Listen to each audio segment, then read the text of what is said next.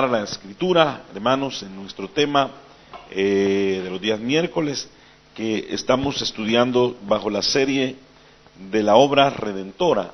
El propósito de esta serie de estudios, hermanos, es para que nosotros podamos retornar y volver, hermanos, y tomar nuestra visión inicial como hijos de Dios, como cristiano. Es como dar un vistazo, hermanos, hacia, como dice la palabra del Señor, paraos en vuestros caminos y ved las sendas antiguas. Son temas, hermanos, que probablemente los oímos, los estudiamos en alguna ocasión, pero que hoy día, hermanos, han sido reestructurados a la manera de que nosotros podamos reforzar esas bases, ¿verdad? Así es que vamos a ver hoy día, hermanos, el tema que se llama los mandamientos. Así se llama el tema que vamos a estudiar en esta noche. Vamos a ver por qué razón Dios, hermano, envió aquellos mandamientos y ha establecido su palabra como nuestra base, nuestra fortaleza. Josué capítulo 1, versos 7 y 8. Vamos a leer estos versículos de Josué, capítulo 1, 7 al 8.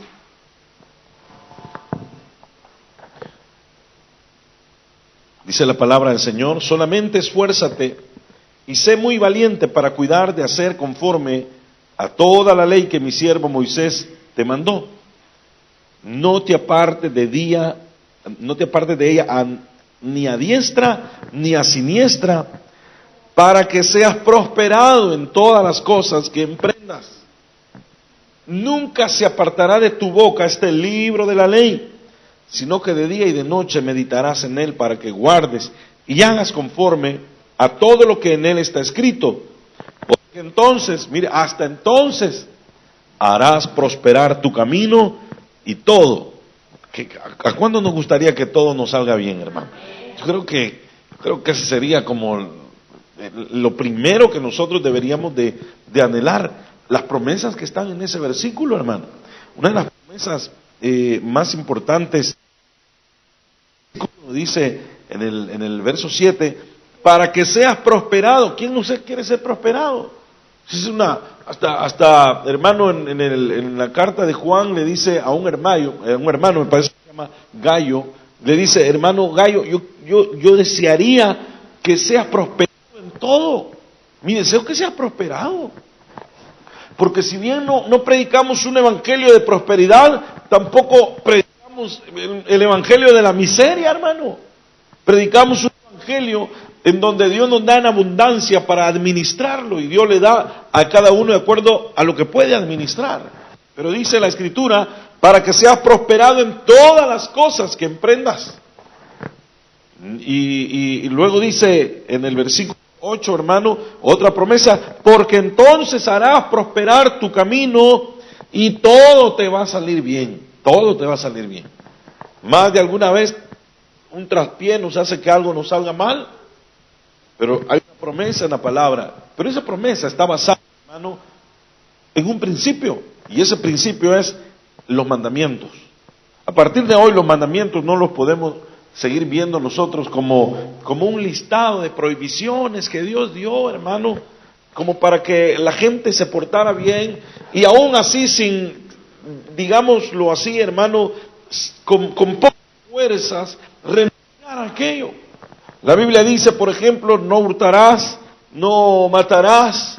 El que antes mataba, dice: bueno, como la Biblia dice que no lo debo hacer, ya no lo hago, ya no robo porque la Biblia lo dice. Cuando vemos los mandamientos de Dios, hermano, como dice, de día y de noche meditarás en él, para que guardes y hagas conforme a todo lo que está escrito en él, ya no se vuelve una lista de prohibiciones. Porque la Biblia, hermano, y los 10 mandamientos, los 10 mandamientos son los que Dios le dio a Moisés, pero la Biblia está llena de mandamientos. No son una especie, hermano, de reglamento que se va a cumplir solamente cuando hay una supervisión frente a uno. Dice, hermano, que en nuestro país, le voy a contar acá, la ley de tránsito, por ejemplo. En nuestro país, desde hace unos años para acá, se comenzó a aplicar la ley. Siempre ha habido una ley, por ejemplo, la seguridad, el cinturón, cada quien lo tiene que andar, que una y otra cosa, las luces tienen que estar buenas, etcétera.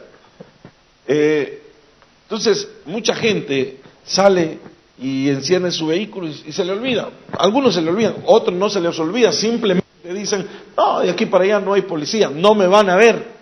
Entonces llegan a su destino, llegan al lugar, no me vieron. No se trata, hermano, de que si hay una supervisión o no acá abajo. Se trata de la transgresión de la ley. Ahora la espiritual es lo mismo. Los mandamientos, hermano, que Dios estableció en su palabra, no es porque hay una supervisión acá abajo que nos está llevando el control si hacemos o si no lo hacemos.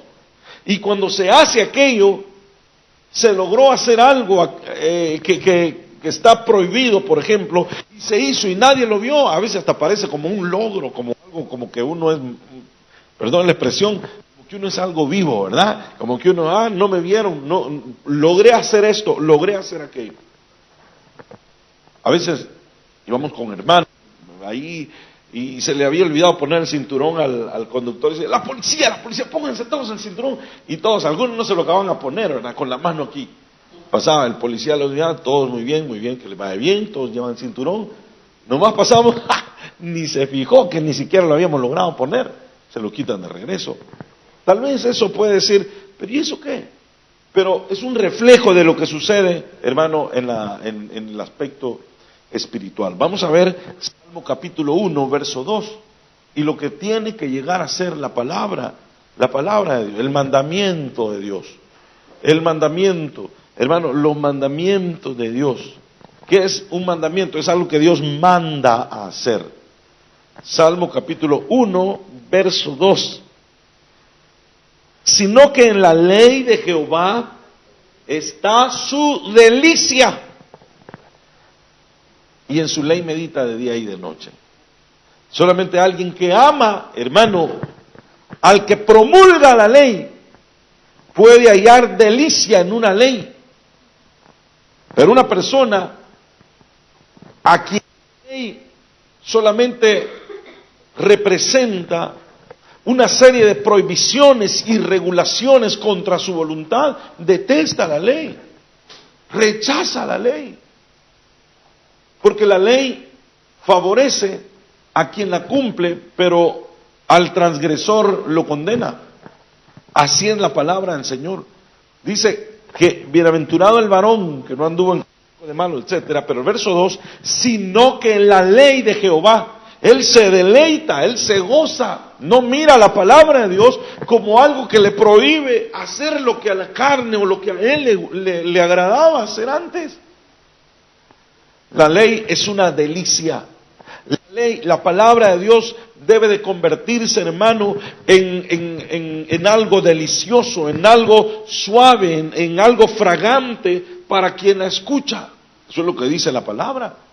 Cuando eso suceda con la ley de Dios, hermano, la palabra de Dios como ley, que nosotros la miremos con delicia, la meditemos de día y de noche, entonces es que la palabra ha llegado a ser parte de nosotros. Vamos a poder decir, como decía el salmista David, en el capítulo 19 de Salmo, verso 7, vamos a leer Salmo 19, 7, y qué apreciación tenía el salmista David, hermano, de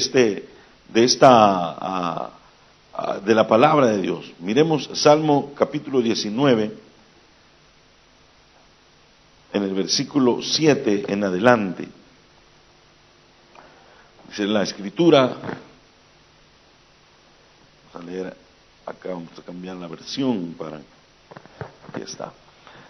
La ley de Jehová es perfecta, es que la había escudriñado y no había hallado imperfección en ella, no había hallado defecto en la ley.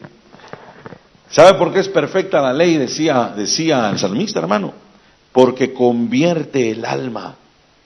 El testimonio de Jehová, son diferentes formas de llamar la palabra de Dios. El testimonio de Jehová es fiel, que hace sabio al sencillo. Es decir, la palabra, hermano, tiene todo lo necesario. Hace sabio al sencillo. ¿Por qué al sencillo, hermano? Porque el sencillo es el que no se complica. El sencillo es el que se deja corregir. Mi hermano, se habrá, quizás padre, o habrá visto otros casos de otros padres, que cuando corrigen a sus hijos, los hijos alegan, hermano, y a veces uno termina convencido de lo del castigo. Mira, fíjate que no te conviene ser, no, es que mire, le voy a explicar, y empiezan, hermano, y el papá está prácticamente dirigido por la voluntad de los hijos. Dice la palabra que hace sabio a los sencillos. Eso es lo que hermano, explica por qué mucha gente, aún siendo cristiana de años, sigue viviendo igual, lleva su vida igual, no cambia, porque la palabra de Dios no cambia a la fuerza ni a latigazo a nadie, hermano. La palabra de Dios cambia al sencillo, al que se deja cambiar, al que se deja guiar, al que se deja instruir, al que se deja cuidar. A ellos es al que la palabra de Dios cambia. Porque hay personas que todavía nos cuesta, hermano, que la palabra de Dios nos corrija. Siempre tenemos como una corrección, siempre tenemos nosotros un alegato. Y cuando la palabra de Dios nos corrige, nos enseña, nos redarguye, nos exhorta, hermano, lo que tenemos que hacer nosotros es ser sencillo. Ser sencillo es sentarse y escuchar. Por ejemplo, el caso de Job. Usted se recuerda que Job, hermano, era un hombre que tenía una sabiduría tal que dice que cuando él hablaba, él, hermano, expresaba lo que él sabía de Dios y de la sabiduría. Dice que aún los jóvenes huían, no podían soportar tanta sabiduría. Hablaba de una manera tal, hermano, que todos tenían que callarse cuando hablaba Job. Pero cuando es probado, porque tener sabiduría o conocimiento vasto de la palabra no nos exime de que seamos también nosotros corregidos, guiados, que seamos nosotros tratados también, hermano, para cambiar algunas áreas de nuestra alma. Y a Job le tocó el momento. Entonces él sacó su herramienta, que era el alegato. El alegato. Y usted comienza a ver del capítulo 2, 3 en adelante de Job, que él comienza a alegar. ¿Por qué? ¿Por qué? Y Dios le está hablando, y el hermano está alegándole a Dios, como que se puso de tú a tú con Dios, hermano. Eso no se puede corregir a alguien. Es decir, en el caso del papá, por ejemplo, nuevamente termina diciendo, bueno, aquí el papá soy yo y punto. Y aquí las cosas se hacen porque yo mando. Entonces los muchachos dicen, bueno, ni modo. Pero no es así, en el fondo. Entonces no los convenció, la ley que está interna en la casa no los convence. Así también era Job, hermano. La ley, lo que Dios estaba estableciendo para él, no lo entendía. Empezaba a hablar al punto que llegó a decir Job, hermano, unas palabras tan pesadas y groseras, podríamos decir. No lo estamos juzgando, solo estamos poniendo un ejemplo. Él llegó a decir, maldito el día que dijeron varón es concebido. O sea, él maldijo el día de su muerte, hermano. Bueno, hasta el punto que dice la palabra que maldijo, dijo, desaparezca, como del calendario, desaparezca de la historia. Ese día está amargado, ¿no? Hay quien dice que por eso es que Job nació el 30 ¿cuándo es? De febrero, dice. Por eso que desapareció el calendario. Eso no lo dice la Biblia, por supuesto. Eso anótelo a mi cuenta. ¿Viste el 30 de febrero? Porque puede ser el cumpleaños de Job. A saber. No. Pero, hermano, mire, y Job seguía así, seguía alegándole a Dios. Mira, Job, tal cosa. No, hasta Dios se puso, hermano. Mire, Dios le tuvo paciencia a Job, como nos tiene a muchos de nosotros también. Porque, mira, Job, te voy a explicar. ¿Me dejas hablar? Vaya. ¿Quién hizo las Pléyades? ¿Quién hizo esto? ¿Quién le dio acá? ¿Quién hizo acá? ¿Quién hizo? Y Job oía la sabiduría de Dios y terminaba. No, es que sí, está bien. Sí, tú lo hiciste. Pero mira, Señor, esto, y empezaba. Y no es porque él no sabía lo que estaba sucediendo en su vida, hermano. Porque en el capítulo 5, me parece, de Job dice, y él expresa, bienaventurado el hombre a quien Dios corrige. Pues él sabía que estaba siendo corregido. Por tanto, no menosprecies la disciplina del Todopoderoso, la corrección del Todopoderoso, no la desprecies, le decía a los demás. Él sabía, pero él estaba despreciando, hermano, porque estaba alegando. Y pasó 39 capítulos alegando y alegando, hasta que Dios se cansó, porque Dios también tiene límite su paciencia, hermano. Y dijo, buen momento, ya te dejé hablar mucho. Ahora, tú te sentarás y me escucharás y yo hablaré. Le quitó la guitarra, porque Job no la prestaba, alegaba. Era complicado, se complicó la vida, Job, hermano. Entonces, comenzó Dios, hermano, a hablar un par de cosas, lo dejó quieto, lo dejó hablando solo a Job. Entonces Job terminó diciendo, conozco que todo lo puedes, que yo he estado mal. Antes de oídas, te había oído, pero ahora mis ojos te ven. Perdóname. Y le pidió perdón a Dios. Entonces Dios dice, así es como me gusta. Cuando te pones así, entonces vamos a hablar. Entonces cuando nosotros nos ponemos raros, complicados, alegadores, entonces Dios no actúa. Pero cuando Job, hermano, le dijo, está bien, Señor, conozco que todo lo puedes tú, yo no soy nada. Pero lo hizo de corazón, hermano. Entonces Dios le dijo a Job, entonces sí platiquemos. Porque Dios, dice la palabra del Señor, que al altivo lo mira de lejos, pero al sencillo lo atiende. Así es que si hay una gran fila de gente esperando atención de Dios, hermano, y el primero de la fila es un orgulloso, el Señor mira primero si hay en la fila un sencillo, aunque acaba de llegar, pero este sencillo pase adelante, tiene acceso directo al Señor. Y al orgulloso, al altivo, al jactancioso, hermano, lo deja esperando ahí en la cola. Así dice la palabra. Bueno, dice la Escritura que Dios al humilde y al sencillo lo trata, lo atiende, pero al orgulloso lo mira de lejos le dice las cosas, si es que le dice algo.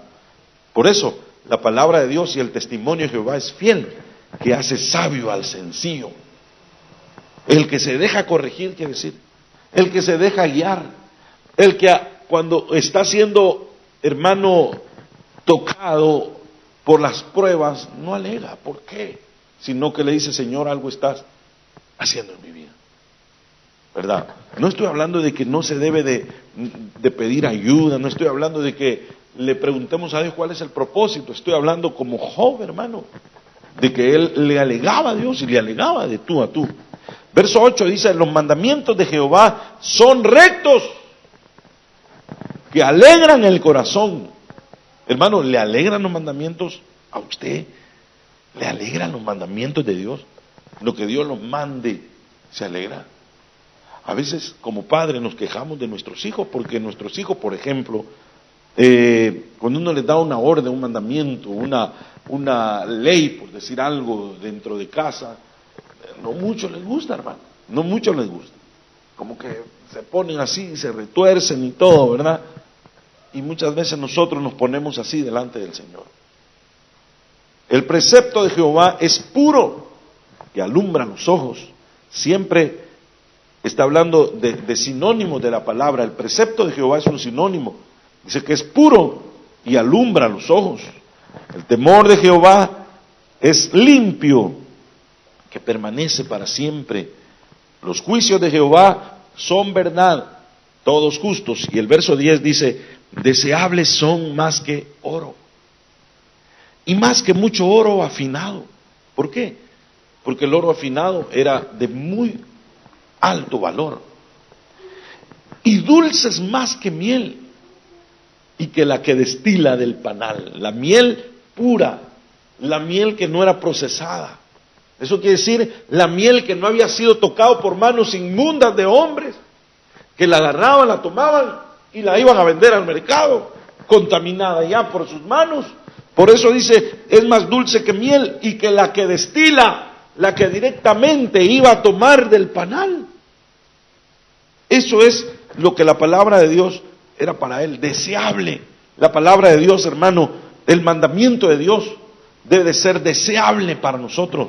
Deseable quiere decir, hermano, tener una sed, tener hasta llegar a angustia cuando no la tenemos. Como él mismo decía, Salmo 42, como el siervo brama por las corrientes de las aguas, así clama, grita por ti, oh Dios, el alma mía. Entonces podemos hablar de que la ley de Jehová ha llegado a ser para nosotros, hermano, una delicia. Vamos a ver en Deuteronomio capítulo 4, verso 40, con respecto a los mandamientos, la orden que Dios dio. Y guarda sus estatutos y sus mandamientos, los cuales yo te mando hoy.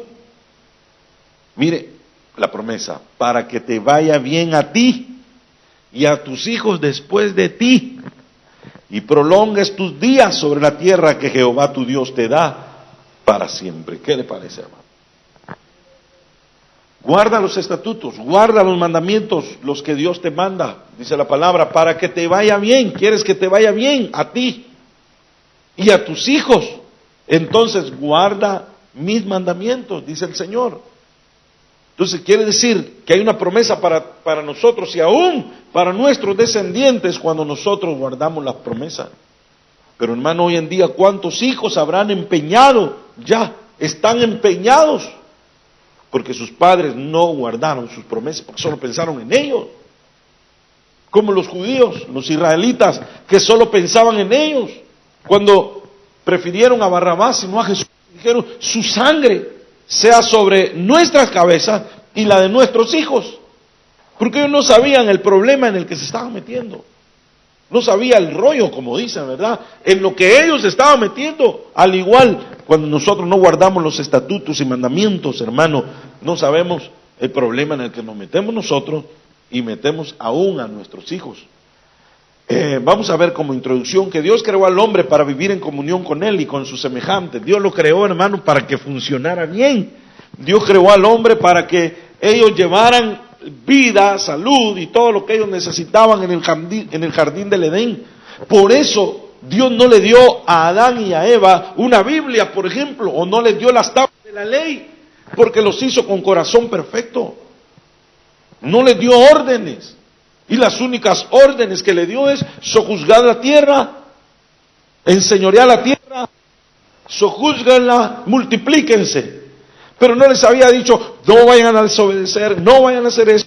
Primer mandamiento acá, no van a matar, no van a robar, no van a hacer. No les dio eso, hermano. Porque el hombre venía programado para obedecer. Venía el hombre, hermano, con sus registros e instrucciones para mantener la administración y la relación con Dios. Sin embargo, por lo que se deja ver, el hombre sabía qué hacer. Como no le dijeron, no hagas aquello, él sabía que no lo debía hacer. Porque él estaba, hermano, él nació en otro mundo, digámoslo así, en otra dimensión. Dios lo hizo en otra dimensión. Hoy vemos nosotros que traemos, como dice el salmista en el Salmo 51, he aquí en maldad he sido formado, en pecado me concibió mi madre. Él nació y creció en un ambiente ya perjudicado, en un ambiente ya prácticamente desorientado de la verdad. El hombre nace de esa manera, nacemos de esa manera, y se nos tiene que enseñar lo bueno desde pequeños, hermano. ¿O quién nace educado? Eso no viene por la buena, como por herencia. Hay que empezar a enseñar a los niños desde pequeñitos. Hay que empezarlos a corregir. Nadie le enseñó a su hijo a mentir, ¿verdad? O algún papá de ustedes le dijo, hijo, te voy a dar la lección de tu vida. Eso toda la vida lo vas a necesitar. Te voy a enseñar la mentira, para que sepas ser un buen mentiroso de categoría. Eso te va a abrir puertas. ¿Quién lo hizo, hermano? ¿A quién le dieron esa instrucción? Levanten la mano si alguien de los que estamos aquí, nuestro papá o mamá nos enseñó la mentira, por ejemplo. Pero ¿cuántos mentimos? Mentimos. ¿Cuántos mentimos? Hoy sí levantemos la mano. ¿Mentimos alguna vez en nuestra infancia? Pues yo sé que ya no, pero en algún momento de nuestra vida mentimos, ¿o no? Es que a veces me siento como el llanero solitario, como que solo es para mí la prédica. Sí es para mí, pero de vez en cuando para usted también, hermano. Pero, ¿por qué? Porque aprendimos lo que nadie nos enseña. Porque después de la caída de Adán ya venimos programados por ahí nosotros, hermano, con ciertos problemas. Fueron adquiridos genes, hermano, en Adán, que se nos vinieron transmitiendo y que por alguna cuestión se desatan en nosotros. Niños pequeñitos que su primer palabra fue una gran palabrota. Y el papá, ¡ah, qué bonito! El niño dijo su primer palabra. Mira cómo dijo. Y tremenda palabra, hermano. ¿Dónde surge todo eso? Fue el problema de Adán y Eva, que aunque el hombre sabía qué hacer, pero cuando salió del huerto, después de pecar, se desorientó totalmente.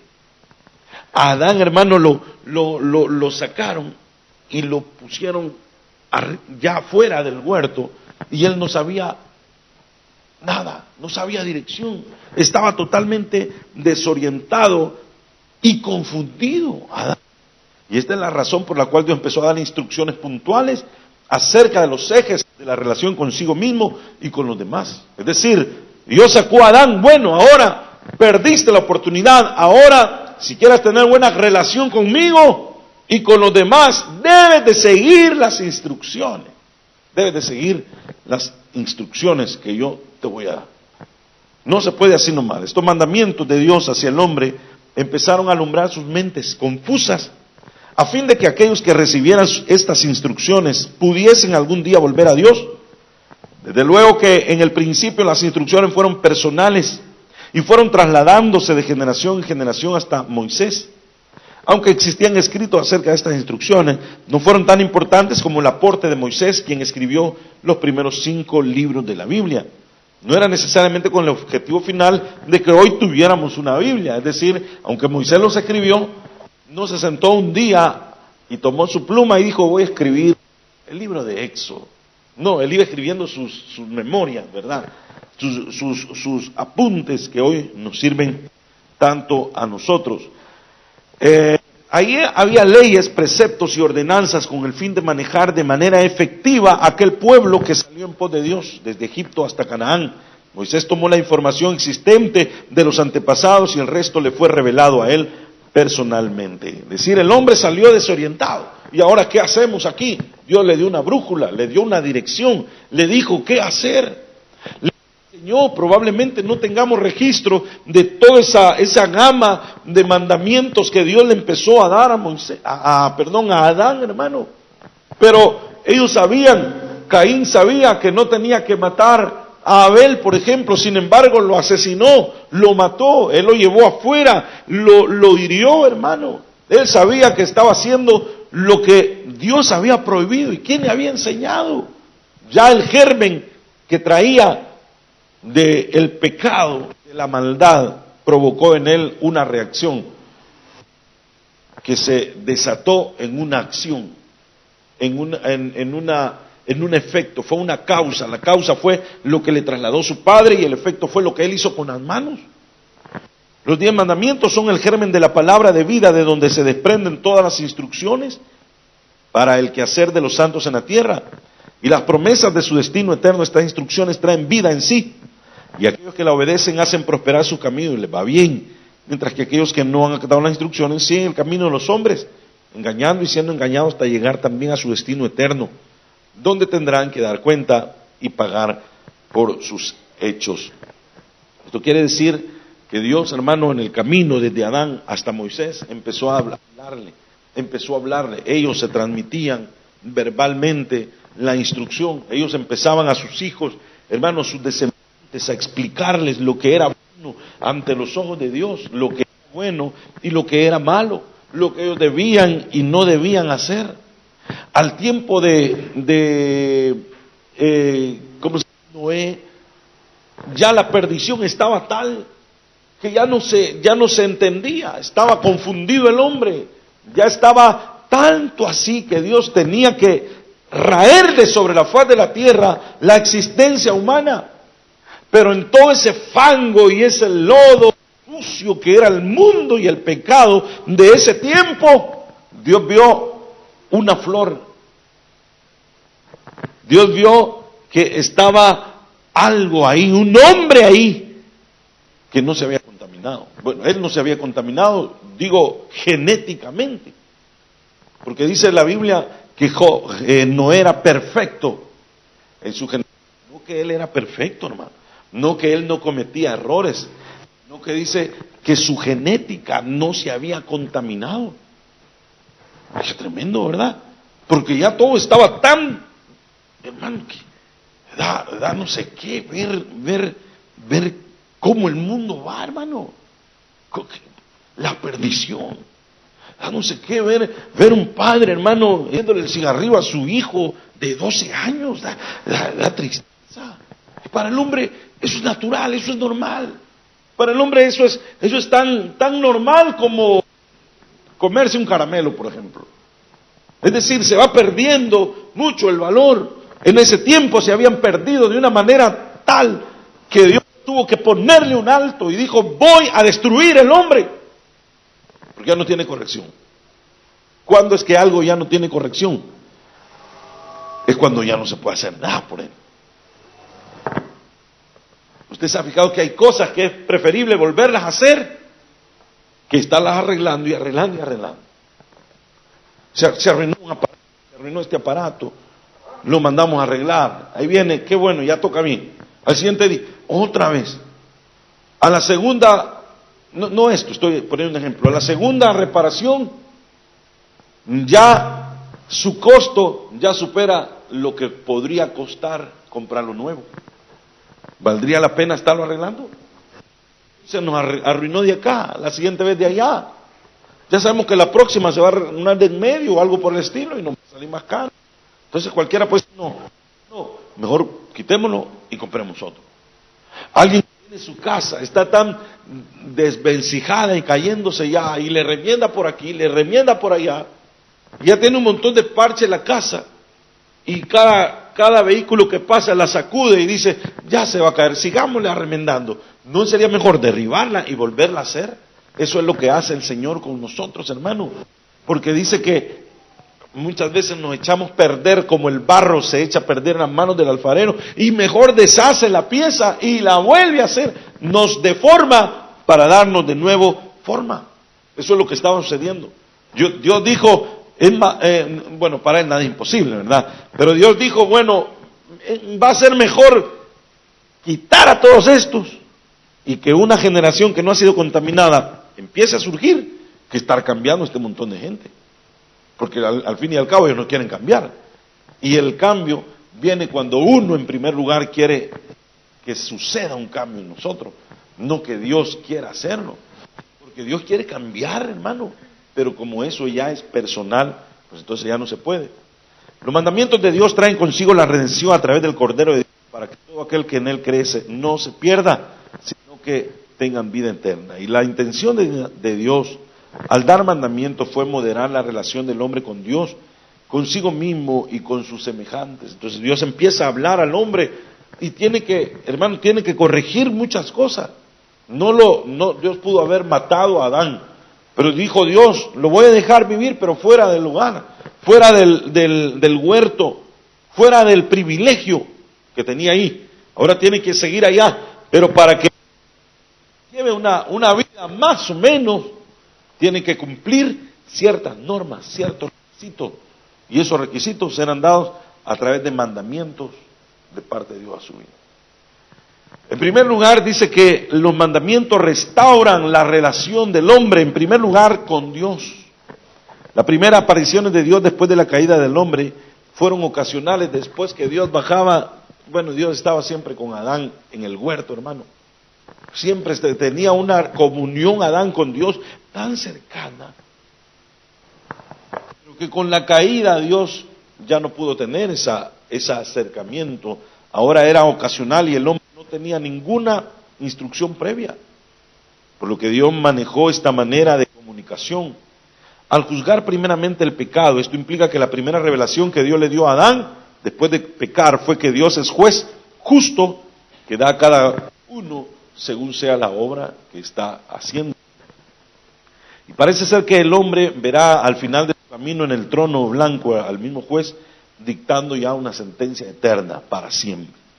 Luego Dios se reveló al hombre como cordero, hermano, como un cordero. Primero se le reveló como un juez, ahora es como un cordero, enseñándole al hombre cómo sacrificar. A la vez mostró que Dios es sacerdote, porque ofreció un sacrificio en favor del perdido Adán. Y así cada acontecimiento narrado en la Biblia, Dios lo aprovechó con los patriarcas para mostrar y revelarle a los hombres cómo tenía que llevar su vida. Los mandamientos revelan las exigencias de Dios para vivir en su reino.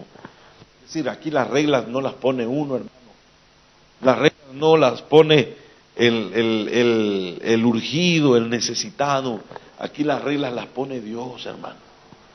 No se puede decirle, Señor, yo te voy a servir si tú me das esto. No, las reglas Dios las pone, están establecidas en la palabra. No le podemos decir, Señor, primero vamos a hacer esto y después aquello y después te voy a dar acá. No, las reglas ya están puestas, hermano. Jesús le dijo una regla a Marta: no te he dicho que si crees verás. Entonces la regla de Dios es creer y ver, pero la regla del hombre cree que es ver y después creer. Esa es la regla de Tomás, pero la regla de Jesús es no. Tomás le dijo, no, Señor, ver para creer. Y eso es lo que la mayoría, la doctrina de Tomás. Pero la doctrina de Jesús es, no, aquí es al revés. Bueno, ustedes están al revés, no que mi palabra sea al revés, ustedes están al revés. Porque primero es creer y después verás. Entonces, si usted quiere recibir algo de Dios, primero crea y después lo va a ver. Señor, si me das una muestra, una prueba, te voy a creer. No, entonces ya hacemos mentiroso a Dios. Por eso primero es creer y luego es ver a Dios. Los mandamientos revelan la exigencia de Dios, ¿verdad? Para vivir en su reino. Y en los tiempos de Moisés se logró ver cuán lejos estaba el hombre de Dios al ordenarle a Moisés construir aquel tabernáculo de 3 filtros para que el hombre no se aproximara a Dios de forma imprudente. Y siempre que el hombre trató de acercarse a Dios de forma imprudente, entonces Dios le mostró a Moisés cómo estaba, hermano, aquel modelo del cielo, y le dijo, así lo va a hacer acá en la tierra. Para que el hombre se pueda acercar, tiene que pasar esos 3 filtros, que es el lugar, el atrio, el lugar santo y el lugar santísimo. El que lograba pasar el atrio, hermano, y llegaba al lugar santo, ya tenía un buen adelanto. Y después del lugar santo, hermano, llegar al lugar santísimo, pues ya se había acercado a Dios, prácticamente. En esto podemos ver nosotros que el atrio es el lugar donde los seres humanos vuelven en sí para ser salvos. O sea, obtienen salvación, llegan al atrio, es porque tomaron una decisión. El atrio estaba en medio del campamento. La gente estaba afuera. El que decidía entrar en el atrio era el que decidía entrar al evangelio, por ejemplo. Pero no es solamente aceptar a Cristo, ya está todo, hermano. Hay que empezar a caminar. Hay que empezar, hermano, a agradar a Dios. Hay que empezar a ver qué es lo que Dios tiene para mi vida, qué proyectos y propósitos Dios tiene para mi vida, qué propósitos Dios tiene para su vida. No solamente entrar al evangelio. No es solamente entrar, hermano, en el arca, ¿verdad? Porque en el arca, hermano, para ser salvo entraron cientos de animales. Pero cuando terminó el diluvio, Dios no le dio orden a los animales, le dio órdenes al hombre. Entonces el evangelio, hermano, cuando entramos en el evangelio es cuando entramos al atrio, cuando el ser humano se vuelve en sí para ser salvo y caminar en pos de Dios.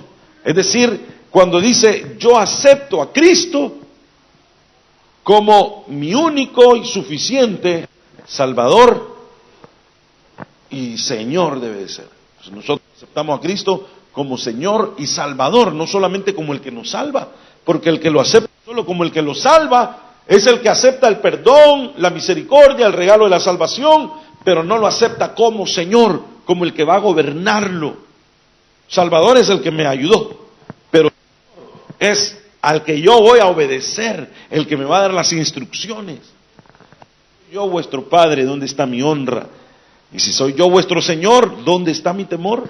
Ustedes me llaman Señor, le decía el Señor a su pueblo, me llaman Señor, si les oye bonito, pero ¿dónde está mi temor? ¿Dónde está mi temor? Como que usted le lleve a alguien un regalo, una caja de regalo, así bien envueltito, con un chongo bien bonito, y aquí le traigo. Cuando usted lo abre, nada había adentro. Aquí está el regalo, aquí está la caja, ¿y dónde está el contenido? Entonces le han hecho fraude. Así es cuando nosotros decimos Señor, Señor, y no le obedecemos. Entonces el atrio es cuando nosotros llegamos y tomamos la decisión de tomarlo a Él como Señor de nuestras vidas y que Él nos dirige, está dispuesto a ver qué es lo que Dios tiene para cada uno de nosotros. El lugar santo es cuando entramos, hermanos, nosotros a la escuela de la sabiduría. Es una especie de reedición de la voluntad de Dios en las tablas del corazón del hombre. Es como decirle, Señor, abrir el corazón, hermano, y dejar que Dios empiece a escribir en el corazón. Porque antes escribía en tablas de piedra. El Padre escribió en tablas de piedra. Jesús escribió ahora en el polvo de la tierra. Pero el Espíritu Santo está escribiendo en tablas de carne del corazón. Es como permitirle, Señor, escríbelas en mi corazón. Escribe la sabiduría en mi corazón para enseñarle un gobierno efectivo de sí mismo, como dice la palabra del Señor, y una relación medida con Dios. Y por último está el lugar santísimo, que es lo que representa el libro El Cantar de los Cantares. Es como la escuela del amor. Es como ser instruido, es estar ahí porque uno lo ama. Es que está ahí ya no por miedo a ir al infierno. Es ya no porque Dios me va a hacer un milagro por ahí, o que Dios me va a dar, estoy esperando una respuesta de Dios. Cuando Dios se la da, se le olvida, o sigue siendo un cristiano normal, común y corriente. Pero entrar en el lugar santísimo es estar ahí, porque ama a aquel por el cual está en ese lugar.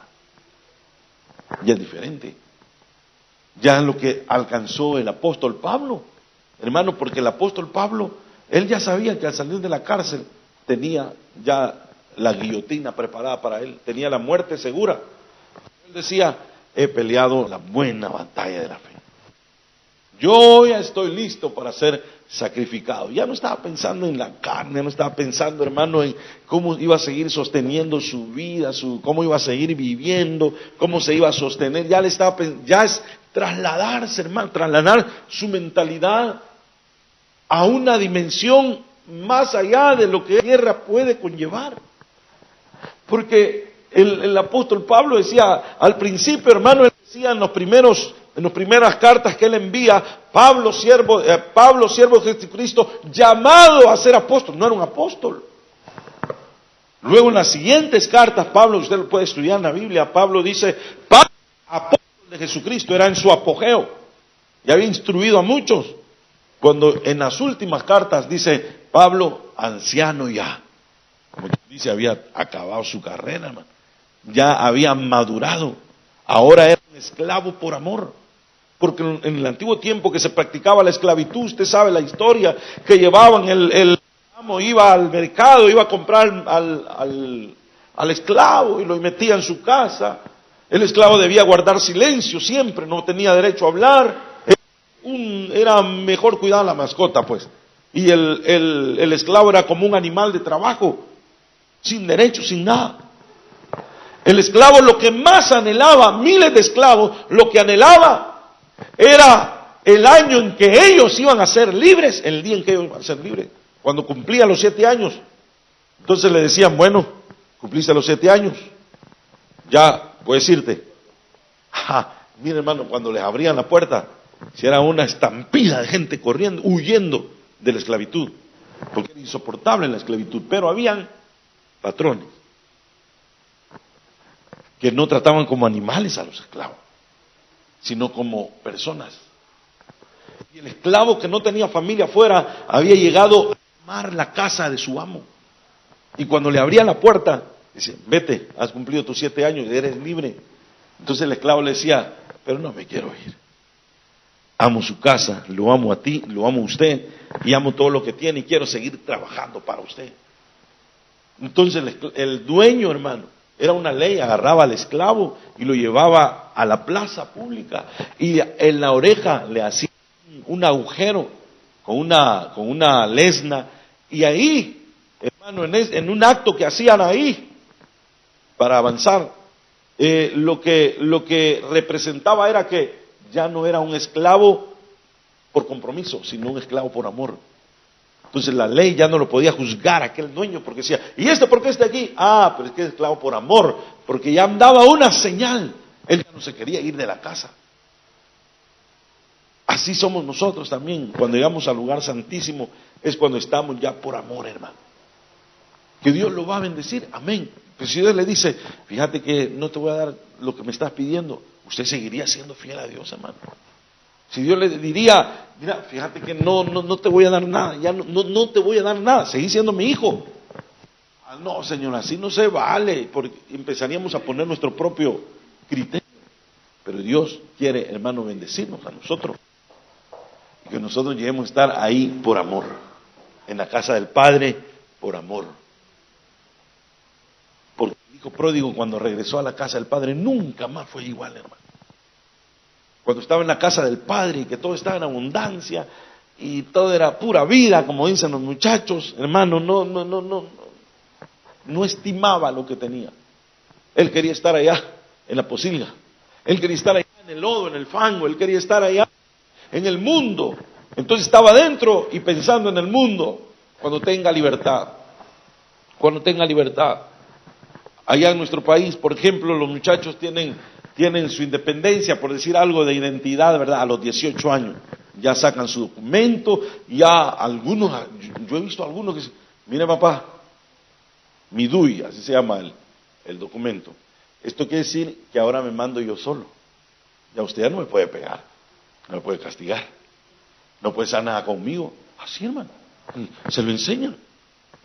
Pero eso no es un permiso para hacer lo que uno quiere. Eso es que te representa responsabilidad, mi hijo. Le dice el padre al hijo. Entonces, están ahí esperando deshacerse de la casa del padre para ir a probar. Entonces hay muchos hijos anhelando la posilga, anhelando el mundo. Pero hay muchos hijos pródigos en el mundo anhelando la casa del padre de regreso. Porque aquellos están allá y diciendo, soñando en la casa de mi padre. El hijo pródigo nunca había visto eso, hermano. Es un muchacho malcriado seguramente. Nunca había tratado bien a los empleados, a los jornaleros, pero ahora sí estaba allá. ¿Cuántos jornaleros en la casa de mi padre tienen que alimentarse? Tienen pan, tienen comida, tienen de todo en la casa de mi padre, en la casa de mi papá, y yo aquí pereciendo de hambre. Entonces, están allá anhelando la casa del Padre. Ahora, en el Señor hay mucha gente que está, hermano, se portan bien porque necesitan recibir algo de Dios. Se portan bien, le sirven a Dios porque por temor a que Dios les quite esto, les quite aquello, porque han hecho un pacto con Dios. Por ejemplo, Señor, yo te voy a servir si me das buena salud, si me quitas esta enfermedad, yo te sirvo. Entonces hay un trueque ahí, hermano. Hay un cambalache, hay un cambio ahí. Señor, me das y yo te doy. Dios te quiere dar, hermano, a manos llenas, sin necesidad que tú le des algo. Cuando tú le des algo, lo vas a dar por amor, no porque Dios te da o porque te puede dar algo. Eso es el lugar santísimo, en pocas palabras. Pero también le cambió, los mandamientos, hermano, regulan la relación consigo mismo, porque el veneno del pecado y la posterior instrucción de la serpiente descubrió totalmente al hombre de su propósito original y su destino, de tal manera que ya no encontró relación hacia afuera ni hacia adentro de sí, ya como un espíritu muerto. Quiere decir, hermano, que el hombre ya no se sentía bien ni consigo mismo. Hermano, hay gente que no se soporta ni a sí misma. Hay gente no se puede ver ni en el espejo, pues se caen mal, hermano. Hay gente que está incómoda, hay gente que no se siente bien, hay gente que no tiene paz en su corazón, hermano. Hay gente que no está contenta con lo que Dios le ha dado, no están contentos consigo mismo. No están contentos con lo que tienen, no están contentos con lo que son. Toda la vida quejándose. Señor, este pelo que me diste, Señor, esta nariz que me diste, Señor, este color que me diste. Hermano, todo el tiempo le están reclamando a Dios, y Dios nos hizo como nos hizo, pero Él nos ve hermosos y agradables para Él. Pero no estamos contentos porque el hombre ya no tiene una luz apropiada para conducir el resto de su personalidad. Quedó como un barco en alta mar a la deriva, sin conexión espiritual con su Creador. Y esta condición lamentable pareciera no tener medicina. Sin embargo, la única esperanza es abrazar el mensaje de salvación, cuya puerta de entrada es Jesucristo. Vamos a ver dos versículos. Eclesiastés 12:8, lo que dijo un hombre que aparentemente tenía todo, pero ahora estaba como quejándose. Decía Salomón: vanidad de vanidades, todo es vanidad. Lo he probado todo y nada ha satisfecho mi ansiedad. Estaba como amargado consigo mismo. El mismo apóstol Pablo, en su primera carta, él dice esta expresión en el capítulo 7:21 de Romanos. Si quiere abrirlo o buscarlo, veámoslo ahí, Romanos 7:21. Lo que decía el apóstol Pablo, hermano.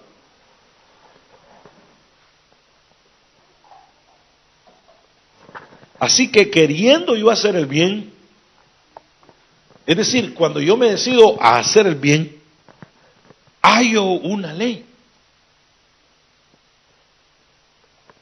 Y la ley que el mal está en mí. Entonces no puedo. Cuando yo me decido a hacer bien las cosas, es como algo así, hermano. Imagínense en una casa, una familia. El papá, la mamá le dice, siempre está peleando. Ayuda a hacer oficio, no hacen nada, solo pasas acostado, ahí está la escoba de adorno, yo vengo y todo está sucio. ¿Se imagina? Y la hija o el hijo está abrumado todo el tiempo. Y el día que se decide, hoy voy a cambiar, voy a hacer esto, voy a darle una gran sorpresa a mi papá, voy a agarrar la escoba. Y agarra la escoba y solo la agarra y se le destraba la cabeza. Quiso hacer algo, pero halló una ley que no le permitió hacer. Ahora viene y dice: papá, yo te quise ayudar, mamá, yo quise hacer algo, pero encontré una ley que la escoba estaba arruinada. Entonces cuando el hombre quiere hacer algo bueno, entonces el enemigo se preocupa de estorbarlo, cuando lo estamos haciendo con nuestra propia voluntad. Y por último, la relación con sus semejantes es corregida, es una instrucción con respecto a sus semejantes, porque después de haber perdido toda noción en la forma de convivencia que Dios le dejó en el huerto a los seres humanos, ya fuera de él, Dios de nuevo comienza a instruir relaciones de aproximación entre los humanos.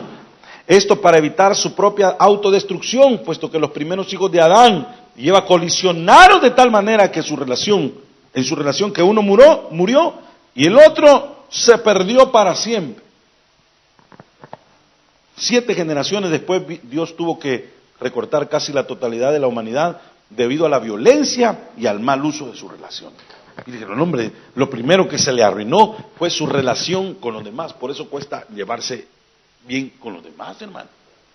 Si estaba Adán y Eva en el jardín, vivían una vida de paraíso, pues. Pero salen de ahí y lo primero que hacen, sus hermanos no se pudieron llevar bien. Sus hermanos no se pusieron de acuerdo. Habrá pensado Caín: sabía que era lo que a Dios le agrada y no me pudo decir. Lo que le pasó, le despierta celos, envidia, empieza el mal vivir, hermano. Y en ese mal vivir, Caín mata a sus hermanos, los primeros hijos.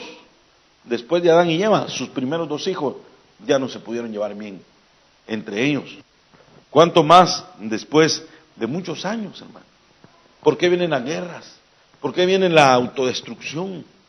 ¿Por qué, hermano, no se puede haber una paz, una convivencia? ¿Por qué la ley tuvo que normar tanto, hermano, a una buena convivencia?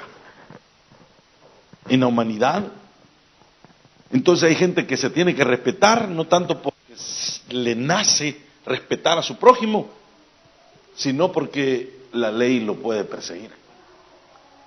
¿Cuánta gente puede decir, quisiera hacer algo, hermano, cuando tiene odio, por ejemplo, en la calle, y quisieran ponerle mano a alguien que le ha hecho algún daño en el mundo, pues?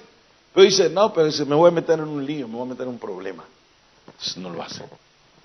Pero hay quienes su ceguera, hermano, que alguien les bloqueó tranquilidad o algo por el estilo, la intolerancia, hermano, se vuelve una cárcel para ellos, donde no pueden salir. ¿Cuántas noticias hemos visto nosotros, hermano? En una ocasión un hombre se iba parqueando un carro, llegó otro, parqueo, ¿cómo fue la cosa? Y sacó la pistola y lo mató. Total que se fue a parquear para siempre a la cárcel. Ahí sí nadie lo sacó. En otra ocasión, hermano, un hombre iba y se le atravesó, ¿verdad? Porque usted sabe que en nuestros países es una bendición cruzarse las calles, hermano. Es una bendición, hay que ir saltando como canguro, que no lo va a agarrar una moto, una bicicleta. Pues, un hombre se atravesó en lo que otro iba, pegó un frenazo y del susto salió y empezó a pelearse con él por tu culpa, mirá, y por poco y te golpeo, y después yo se enojó tanto, se encendió, sacó la pistola y lo mató, hermano. Al peatón, pues, el motorista al peatón. La intolerancia, una relación tan deteriorada, hermano, entre sus semejantes, el hombre y sus semejantes, que Dios tuvo que normar, Dios tuvo que poner un alto, hermano, en el camino del hombre. Vamos a ver algunos versículos. Vamos a ver Mateo 5:39.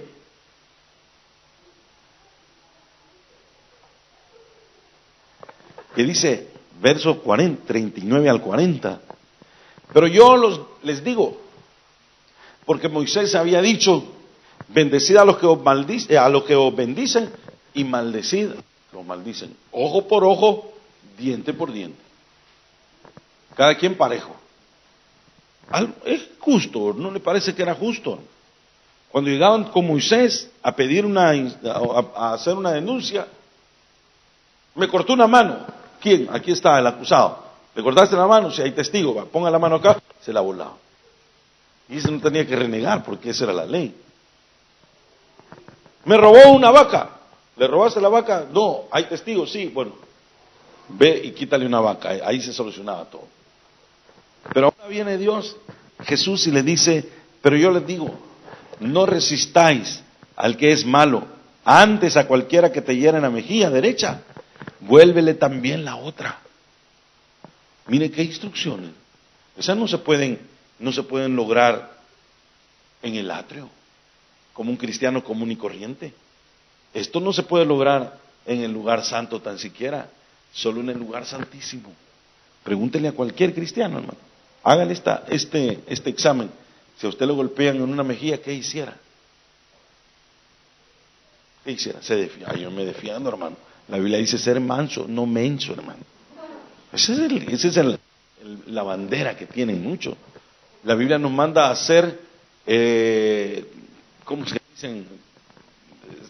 Agradables a Dios, o cristianos, no tontos, y se expresan de una manera con respecto a la palabra. ¿Usted cree que si eso no hubiera sido necesario, lo hubiera escrito o mencionado el Señor Jesucristo, hermano? Lo mencionó. Yo les digo, no resistan al que es malo, antes a cualquiera que te hiera la mejilla derecha, vuélvele también la otra. ¿Lo haría usted, hermano? No me conteste, por supuesto.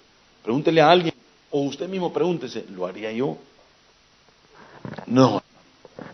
Yo le respondo, pues entonces no entraron ni al atrio. Si me diría, mire, hermano, yo mejor no me busco problema, y así no necesito que me den en una mejilla. Hay otro que dice, si me dan en la mejilla, yo salgo huyendo para que no me da tentación de darle yo respuesta. Entonces, no concluyó la palabra.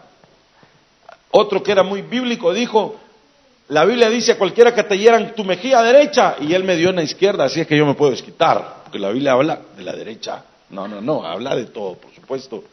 Entonces, eso es lo que nos acredita como para estar en el lugar santísimo, hermano. Cristo estaba en el lugar santísimo, los apóstoles estaban en el lugar santísimo.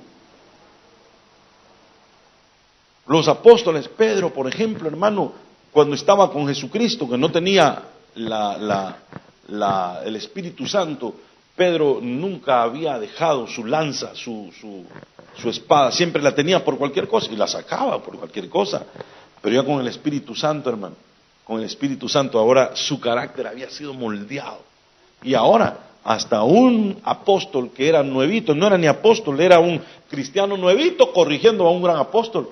Y él guardó silencio.